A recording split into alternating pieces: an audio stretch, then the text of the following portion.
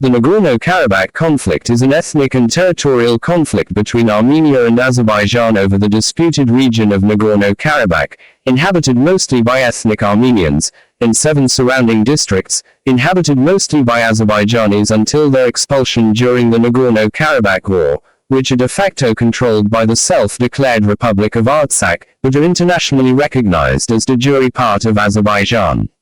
The conflict has its origins in the early 20th century, though the present conflict began in 1988, when the Karabakh Armenians demanded that Karabakh be transferred from Soviet Azerbaijan to Soviet Armenia.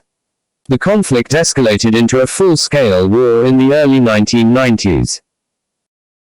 A ceasefire signed in 1994 provided for 2 decades of relative stability, which significantly deteriorated along with Azerbaijan's increasing frustration with the status quo, at odds with Armenia's efforts to cement it. A 4-day escalation in April 2016 became the deadliest ceasefire violation until the 2020 crisis. The modern phase of the conflict began in February 1988. During the dissolution of the Soviet Union in 1989, ethnic tensions between Armenians and Azerbaijanis increased in the Nagorno-Karabakh region. As of 2017, public opinion on both sides has been noted as increasingly entrenched, bellicose and uncompromising. In this context, mutual concessions that might lower tensions in the long term could, in the short term, threaten internal stability and the survival of ruling elites, hence leaving little incentive for compromise. Full-scale fighting erupted in the late winter of 1992. International mediation by several groups, including the Organization for Security and Cooperation in Europe, OSCE, failed to bring resolution. In the spring of 1993, Armenian forces captured territory outside the enclave itself, threatening to catalyze the involvement of other countries in the region.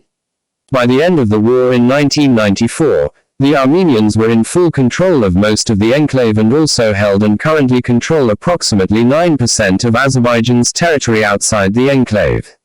As many as 230,000 Armenians from Azerbaijan and 800,000 Azerbaijanis from Armenia and Karabakh have been displaced as a result of the conflict. A Russian-brokered ceasefire was signed in May 1994, leading to diplomatic mediation. The 2008 Mardaket clashes began on the 4th of March after the 2008 Armenian election protests.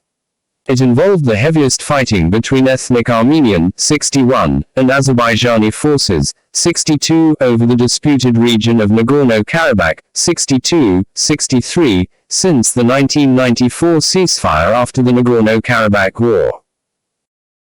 Armenian sources accused Azerbaijan of trying to take advantage of ongoing unrest in Armenia. Azerbaijani sources blamed Armenia, claiming that the Armenian government was trying to divert attention from internal tensions in Armenia.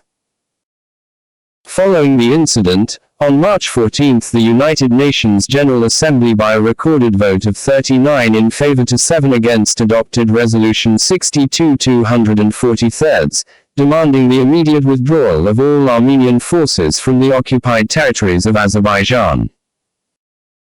In 2014, several border clashes erupted that had resulted in 16 fatalities on both sides by the 20th of June.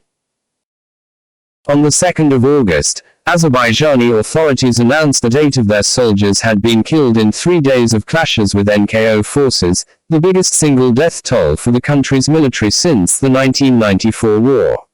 NKO denied any casualties on their side, while saying the Azerbaijanis had suffered 14 dead and many more injured.